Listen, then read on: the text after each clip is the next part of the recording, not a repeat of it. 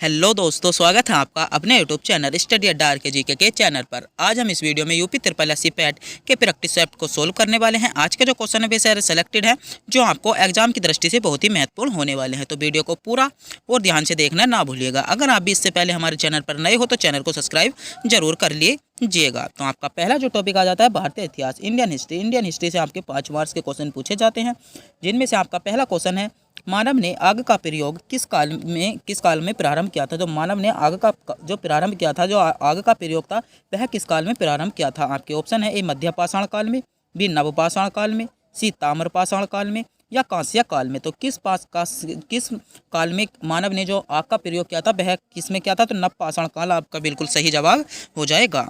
आपका अगला क्वेश्चन है आर्यों का मूल निवास स्थान क्या था। जो आर्यों का मूल निवास स्थान था वह क्या था। आपके ऑप्शन है ए उत्तरी प्रदेश, बी एशिया माइनर, सी भूमध्य सागरीय तट या सप्त सैमदत्त प्रदेश। तो आपका सही जवाब हो जाता है एशिया माइनर। एशिया माइनर आपका इसका सही जवाब हो जाएगा। आपका अगला क्वेश्चन है पुर्तगाली किसकी तलाश में भारत आए थे। जो पुर्तगाली थे वह किसकी तलाश में भारत आए थे। आपके ऑप्शन है ए मार्शले की तलाश में, बी मजदूरों की तलाश में, सी सोने की या मलमल का कपड़े की तलाश में। तो किसके तलाश में आए थे। ऑप्शन ए आपका बिल्कुल सही जवाब होगा। मसाले की तलाश में क्या आए थे, जो पुर्तगाली थे वह भारत आए थे। आपका अगला क्वेश्चन है पदशाही गाजी की उपाधि के साथ कौन सा मुगल राजा सिंहासन पर बैठा था। आपके ऑप्शन है ए जहांगीर, बी शाहजहां, सी औरंगजेब या महमूद शाह। तो कौन सा राजा कहाँ पर बैठा था, मुगल राज्य के सिंहासन पर बैठा। तो ऑप्शन ए आपका सही जवाब हो जाएगा। जहांगीर ऐसा एक राजा था जो क्या था, पदशाही गजी की उपाधि के साथ कहाँ पर अपने सिंहासन पर बैठा था। आपका अगला क्वेश्चन है बुद्ध के सर्वप्रिय शिष्य कौन थे। जो बुद्ध थे, जो गौतम बुद्ध थे, उनके जो सर्वप्रिय शिष्य थे वह कौन थे। आपके ऑप्शन है ए उपाली, बी आनंद, सी सर्वकामी या बसवमित्र। तो कौन से जो बुद्ध के सब प्रिय मित्र थे। तो आपका सही जवाब हो जाएगा ऑप्शन बी आनंद। आनंद जो है सर्वप्रिय कौन थे, सर्वप्रिय शिष्य थे किसके, बुद्ध के। आपका अगला जो टॉपिक आ जाता है भारतीय राष्ट्रीय आंदोलन। भारतीय राष्ट्रीय आंदोलन से भी आपके 5 मार्क्स के क्वेश्चन पूछे जाते हैं, जिनमें से आपका पहला क्वेश्चन है राष्ट्रीय संघर्ष के दौरान समाचार पत्र केसरी के संपादक किसने किया था। जो केसरी पत्र था, जो समाचार पत्र केसरी था, उसका संपादन किसने किया था। तो उसका जो संपादन किया था वह किसने किया था। तो आपका सही जवाब हो जाएगा लोकमान्य तिलक ने। किसने किया था, लोकमान्य तिलक ने केसरी पत्रिका का संपादन किया था। तो ऑप्शन डी आपका इसमें बिल्कुल सही जवाब हो जाएगा। आपका अगला क्वेश्चन है बंगाल का विभाजन कब हुआ। बंगाल का विभाजन कब हुआ था।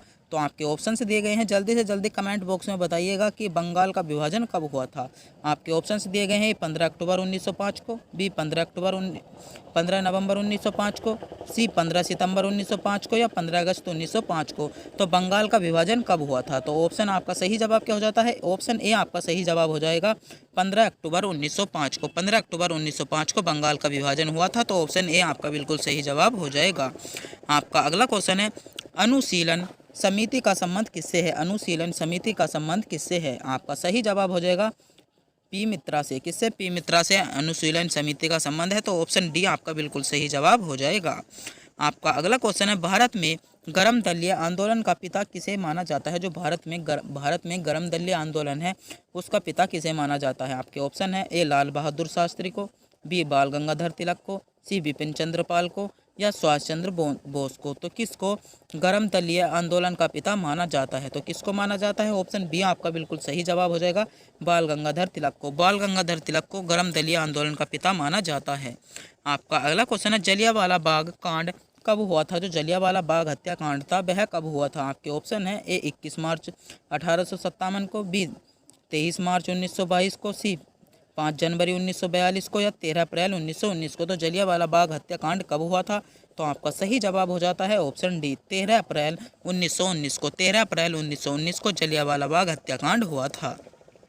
आपका जो अगला टॉपिक आ जाता है ज्योग्राफी। ज्योग्राफी से आपके 5 मार्क्स के क्वेश्चन पूछे जाते हैं, जिनमें से आपका पहला क्वेश्चन है निम्नलिखित में से किस राज्य की सीमा से राजस्थान सटा हुआ नहीं है। किस राज्य की सीमा के साथ राजस्थान सटा हुआ नहीं है। आपके ऑप्शन है ए गुजरात राज्य की सीमा के साथ, बी उत्तर प्रदेश राज्य की सीमा के साथ, सी हरियाणा के साथ या महाराष्ट्र के साथ। तो किसके साथ राजस्थान सटा हुआ नहीं है। तो ऑप्शन डी आपका बिल्कुल सही जवाब हो जाएगा महाराष्ट्र राज्य के साथ। महाराष्ट्र राज्य के साथ जो है राजस्थान की सीमा नहीं लगती। आपका अगला क्वेश्चन है नर्मदा एवं ताप्ती नदियों के मध्य स्थित है? नर्मदा एवं ताप्ती नदियों के मध्य क्या स्थित है? तो आपका सही जवाब हो जाएगा सतपुड़ा पहाड़ी। सतपुड़ा पहाड़ी जो है वह नर्मदा और ताप्ती नदियों के बीच में स्थित है। तो ऑप्शन डी आपका बिल्कुल सही जवाब हो जाएगा। आपका अगला क्वेश्चन है, साबरमती नदी किस शहर के किनारे बहती है? जो साबरमती नदी है वह किस शहर के नदी किनारे बहती है? तो आपका सही जवाब क्या हो जाता है? अहमदाबाद। अहमदाबाद इसका करेक्ट जवाब हो जाएगा। जो साबरमती नदी है वह अहमदाबाद के किनारे बहती है। तो ऑप्शन बी आपका बिल्कुल सही जवाब हो जाएगा। आपका अगला क्वेश्चन है, कुकी जनजाति के लोग रहते हैं। कुकी जनजाति के लोग कहाँ पर रहते हैं? तो क्वेश्चन नंबर 14 एग्जाम की दृष्टि से बहुत ही महत्वपूर्ण क्वेश्चन है कि कुकी जनजाति के लोग कहाँ पर रहते हैं। आपके ऑप्शन है, ए मणिपुर में, बी मेघालय में, सी मिजोरम में या असम में। तो कुकी जनजाति के लोग कहाँ पर रहते हैं? तो आपका सही जवाब हो जाएगा मणिपुर, इसका बिल्कुल करेक्ट जवाब हो जाएगा। कुकी जनजाति के लोग कहाँ पर रहते हैं? मणिपुर में रहते हैं। तो ऑप्शन ए आपका बिल्कुल सही जवाब हो जाएगा। आपका अगला क्वेश्चन है, टिहरी बांध। टिहरी बांध किस राज्य में स्थित है? आपके ऑप्शंस दिए गए हैं, ए मध्य प्रदेश में, बी छत्तीसगढ़ में, सी उत्तराखंड में या इनमें से कोई नहीं। तो टिहरी बांध कहाँ पर स्थित है? तो आपका सही जवाब क्या हो जाता है? ऑप्शन सी आपका इसमें बिल्कुल सही जवाब हो जाएगा। उत्तराखंड में जो टिहरी बांध है वह उत्तराखंड में स्थित है। आपका जो अगला टॉपिक आ जाता है, भारतीय अर्थव्यवस्था। भारतीय अर्थव्यवस्था या इंडियन इकोनॉमी से भी आपके यूपी ट्रिपल एससी पैट में 5 मार्क्स के क्वेश्चन पूछे जाते हैं। जिनमें से आपका पहला क्वेश्चन है, राष्ट्रीय विकास परिषद का पदेन अध्यक्ष कौन होता है? जो राष्ट्रीय विकास परिषद है उसका पदेन अध्यक्ष कौन होता है? आपके ऑप्शन है, ए प्रधानमंत्री, बी वित्त मंत्री, सी योजना आयोग का उपाध्यक्ष या योजना आयोग का सचिव। तो जो राष्ट्रीय विकास परिषद होती है उसके कौन अध्ययन अध्यक्ष कौन होते हैं? प्रधानमंत्री होते हैं। तो ऑप्शन ए आपका बिल्कुल सही जवाब हो जाएगा। आपका अगला क्वेश्चन है, किस इस्पात कारखाने की स्थापना द्वितीय पंचवर्षीय योजना के दौरान की गई थी? ऐसा कौन सा इस्पात कारखाना था जिसकी स्थापना जो है वह द्वितीय पंचवर्षीय योजना के दौरान की गई थी? आपके ऑप्शन है, ए भलाई इस्पात संयंत्र की, बी राउरकेला की, सी दुर्गापुर की या ये सभी। तो आपका सही जवाब क्या हो जाता है? ऑप्शन बिल्कुल डी आपका बिल्कुल सही जवाब हो जाएगा। इन्हीं सभी की जो स्थापना की गई थी वह कब की गई थी? द्वितीय पंचवर्षीय योजना में की गई थी। तो ऑप्शन आपका डी बिल्कुल सही जवाब हो जाएगा। आपका अगला क्वेश्चन है, भारत में बेट कब लागू हुआ? भारत में बेट कब लागू हुआ था? आपके ऑप्शन है, ए 28 मार्च 2004 को, बी 1 अप्रैल 2004, सी 1 अप्रैल 2005 को या 31 मार्च 2005 को। तो कब हुआ था? तो आपका सही जवाब हो जाता है ऑप्शन सी आपका सही जवाब हो जाएगा। 1 अप्रैल 2005 को क्या हुआ था? बेट लागू हुआ था। आपका अगला क्वेश्चन है, भारतीय वित्त आयोग की स्थापना कब हुई? भारतीय वित्त आयोग की स्थापना कब हुई थी? आपके ऑप्शंस दिए गए हैं, तो जल्दी से जल्दी कमेंट बॉक्स में बताइएगा कि भारत में वित्त आयोग की स्थापना कब हुई थी। तो भारत में जो वित्त आयोग की स्थापना हुई थी, ऑप्शन बी आपका सही जवाब हो जाएगा 22 नवंबर 1991 को। क्या जो भारत में वित्त आयोग की स्थापना हुई थी 22 नवंबर 1951 को हुई थी। तो ऑप्शन बी आपका बिल्कुल सही जवाब हो जाएगा। आपका अगला क्वेश्चन है, प्रत्यक्ष कर क्या है? प्रत्यक्ष कर क्या है? आपके ऑप्शन है, ए आयकर, बी संपत्ति कर, सी उपहार कर या उपरोक्त सभी। तो प्रत्यक्ष कर कौन सा है? तो जल्दी से जल्दी कमेंट बॉक्स में बताइए कि प्रत्यक्ष कर कौन सा है। तो आपका सही जवाब हो जाता है, आपका करेक्ट जवाब क्या हो जाएगा? ऑप्शन डी आपका बिल्कुल सही जवाब हो जाएगा, उपयुक्त सभी। उपयुक्त सभी क्या है? प्रत्यक्ष कर है। तो ऑप्शन डी आपका सही जवाब हो जाएगा। आपका जो अगला टॉपिक आ जाता है, भारतीय इतिहास। क्या भारतीय संविधान। भारतीय संविधान या लोक प्रशासन से भी आपके 5 मार्क्स के क्वेश्चन पूछे जाते हैं। तो यूपी ट्रिपल एससी पैट में पॉलिटी का भी बहुत जबरदस्त रोल रहता है। क्या पॉलिटी का भी बहुत जबरदस्त रोल रहता है, जिनमें से आपके 5 मार्क्स के क्वेश्चन पूछे जाते हैं। और पॉलिटी की जो नोट्स में जो यूपी ट्रिपल एससी पैट में आते हैं, कितने 8 टॉपिक आते हैं। 8 टॉपिक में से आपके क्वेश्चन पूछे जाते हैं, जिनमें से आपका पहला क्वेश्चन है, भारतीय संविधान को किस भाग को उसकी आत्मा की संज्ञा दी गई है? भारतीय संविधान का ऐसा कौन सा भाग है जिसे उसकी आत्मा की संज्ञा दी गई है? तो आपका क्वेश्चन है, भारतीय संविधान के किस भाग को आत्मा की संज्ञा दी गई है? आपके ऑप्शन है, प्रस्तावना को, बी कोई अधिकार को, सी नागरिकता को या मौलिक अधिकार को। तो किसको भारतीय संविधान में आत्मा की प्रस्तावना दी गई है? तो ऑप्शन ए आपका बिल्कुल सही जवाब हो जाता है, प्रस्तावना को भारतीय संविधान में जो है आत्मा की संज्ञा दी गई है। आपका अगला क्वेश्चन है, किस अनुच्छेद में 6 से 14 वर्ष तक के बच्चों के लिए शिक्षा का अधिकार मूल अधिकार माना है? तो किस आपके ऑप्शंस दिए गए हैं, ए अनुच्छेद 20 में, बी अनुच्छेद 21 में, सी अनुच्छेद 21 के में या अनुच्छेद 22 में। तो किस में 6 से 14 वर्ष के बच्चों के लिए एक शिक्षा का अधिकार मूल अधिकार माना है? तो आपका सही जवाब क्या हो जाता है? आपका बिल्कुल सही जवाब हो जाता है ऑप्शन 21 के ए में। 21 के ए में कहा गया है कि क्या कहा गया है कि 6 से जो 14 वर्ष के बच्चों के लिए शिक्षा का अधिकार एक मूल अधिकार होगा। क्या होगा? शिक्षा का अधिकार एक मूल अधिकार होगा। आपका अगला क्वेश्चन है, राष्ट्रपति पद के लिए चुनाव के लिए कौन सी विधि अपनाई जाती है? जो राष्ट्रपति पद का चुनाव होता है उसके लिए कौन सी विधि अपनाई जाती है? आपके ऑप्शन है ए अनुपातिक प्रतिनिधित्व, बी एकल संक्रमणीयता, या अप्रत्यक्ष मतदान, या ये सभी। तो कौन सी विधि अपनाई जाती है? तो आपका बिल्कुल सही जवाब क्या हो जाता है? ये सभी विधि जो ये सभी विधि आपके ऑप्शन में दी गई हैं यह राष्ट्रपति चुनाव के लिए अपनाई जाती है। तो ऑप्शन डी आपका इसका बिल्कुल सही जवाब हो जाता है। आपका अगला क्वेश्चन है, मंत्री परिषद सामूहिक रूप से किसके प्रति उत्तरदायी होती है? मंत्री परिषद जो होती है वह सामूहिक रूप से किसके प्रति उत्तरदायी होती है? आपके ऑप्शन है ए लोकसभा के प्रति उत्तरदायी होती है, बी राष्ट्रपति के प्रति उत्तरदायी होती है, सी राज्यसभा के प्रति उत्तरदायी होती है, या प्रधानमंत्री के प्रति उत्तरदायी होती है। तो जो मंत्री परिषद है वह सामूहिक रूप से किसके प्रति उत्तरदायी होती है? तो आपका सही जवाब क्या हो जाता है? लोकसभा का प्रति उत्तरदायी होती है। तो ऑप्शन ए आपका बिल्कुल सही जवाब हो जाएगा। आपका अगला क्वेश्चन है, स्वतंत्र भारत के पहले भारतीय गवर्नर जनरल कौन थे? जो स्वतंत्र भारत के पहले भारतीय गवर्नर जनरल थे वह कौन थे? आपके ऑप्शन है ए चक्रवर्ती राजगोपालचारी, बी रुद्रदानंद सिन्हा, सी लॉर्ड माउंटबेटन, या डॉक्टर राजेंद्र प्रसाद। तो भारत कौन थे?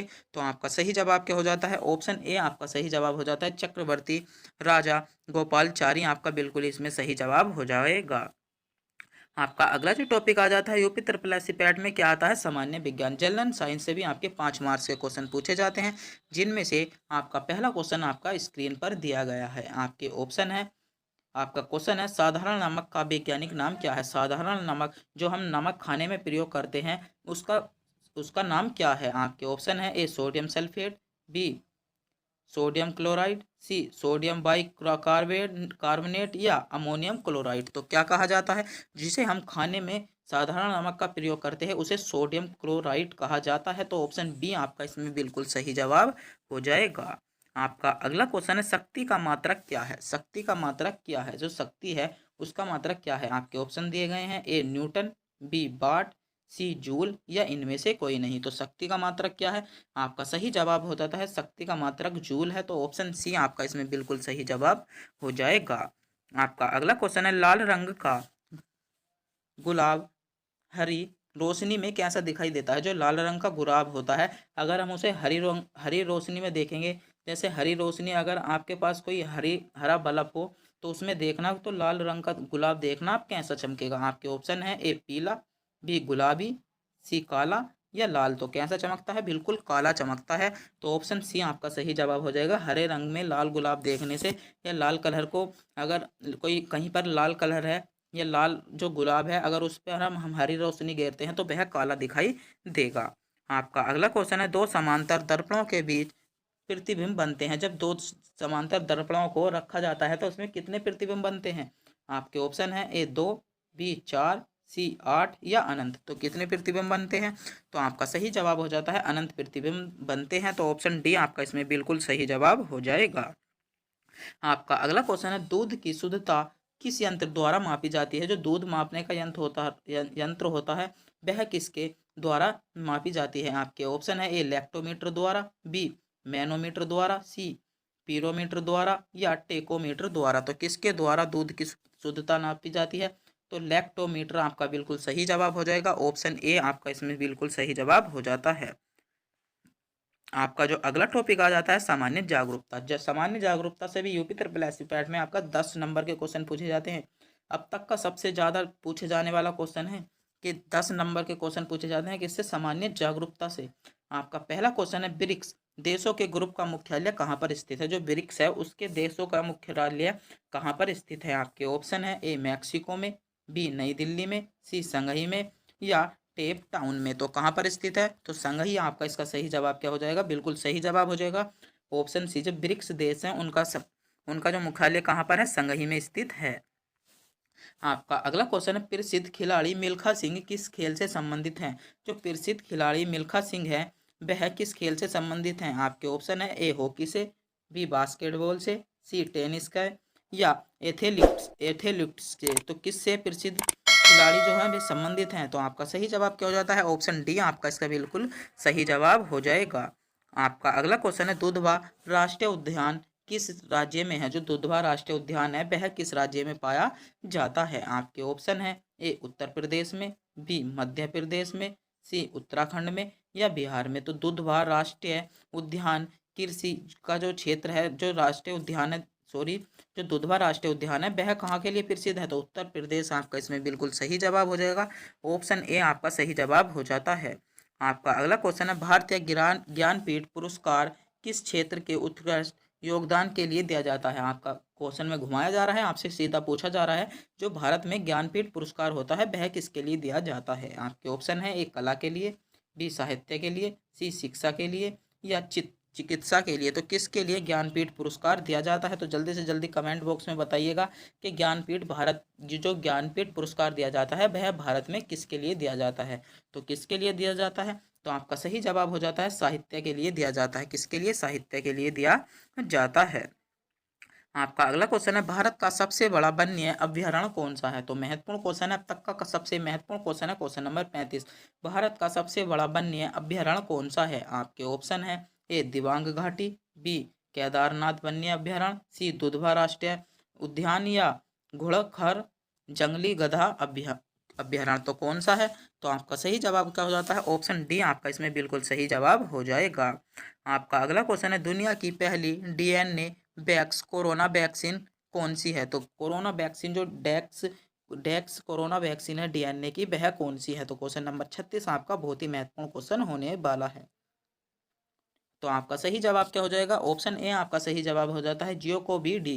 कौन सी? जियोकोवी डी आपका सही जवाब हो जाएगा। आपका अगला क्वेश्चन है, बांग्लादेश का मुद्रा क्या है? जो बांग्लादेश है उसकी मुद्रा क्या है? आपके ऑप्शन है, ए टका, बी रियाल, सी दिरहम, या रुपया। तो बांग्लादेश की मुद्रा क्या है? तो आपका सही जवाब क्या हो जाता है? ऑप्शन ए आपका सही जवाब हो जाता है, बांग्लादेश की मुद्रा क्या है? टका आपका बिल्कुल सही जवाब हो जाएगा। आपका अगला क्वेश्चन है, अंतर्राष्ट्रीय युवा दिवस कब मनाया जाता है? तो क्वेश्चन नंबर 38 आपका महत्वपूर्ण क्वेश्चन है।